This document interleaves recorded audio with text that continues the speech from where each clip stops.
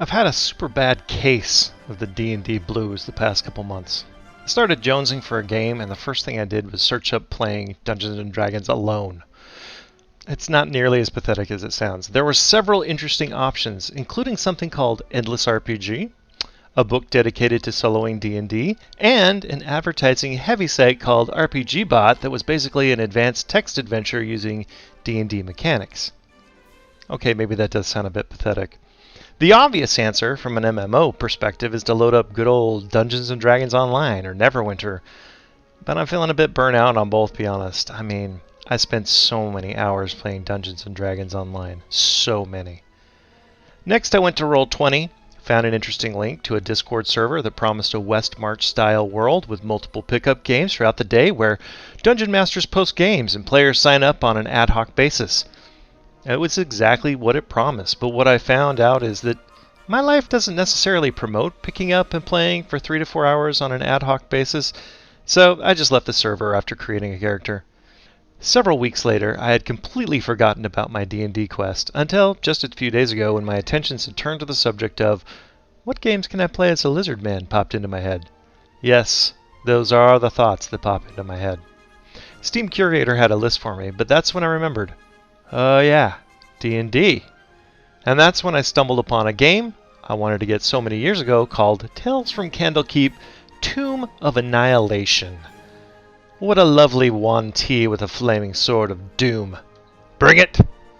You see, it's a $15 turn-based game that's basically the video game version of the board game that costs around $60 to $75 on Amazon, so I sprung. Basically, you play as a pre-generated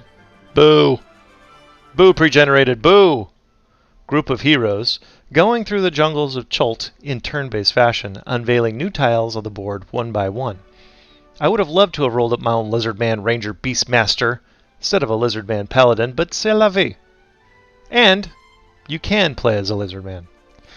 So gotta say that for a $15 game, it's pretty solid so far, if you have the tolerance for all that comes bundled with turn-based games, and that's usually time and patience. Most of the missions involve kill quests, but others involve things like finding the exit before the dreaded death curse hits your party. Though the really cool moments come when you find a big boss, like a 6-armed ape. Yes, please. I actually bought the hardcover of Tomb of Annihilation back when I was playing Dungeons & Dragons all the time, before coronavirus killed all the fun.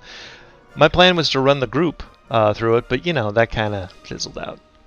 Anyway, it's cool to see encounters I had read about in the book being played out in the game. I dig it. Unfortunately, it does suffer from repetitiveness. I haven't seen much as far as tile variation. It also has kind of the same look to it, and that gets a bit boring. But I do love the exploration of the campaign map and the crafting system for improving your characters. Those are pretty neat systems. Ah, Nanny Papu, it is good to meet you finally. I don't think it'll fully scratch that D&D itch, but missions are typically pretty quick, something I can pick up and put down easily, and it hasn't been too bad working through the campaign map so far. All in all, this feels very much like a fun little distraction until I beat the game. Then I'll probably be done with it, never to return, like so many other single-player games that are out there. You know what I'm saying? Happy dueling!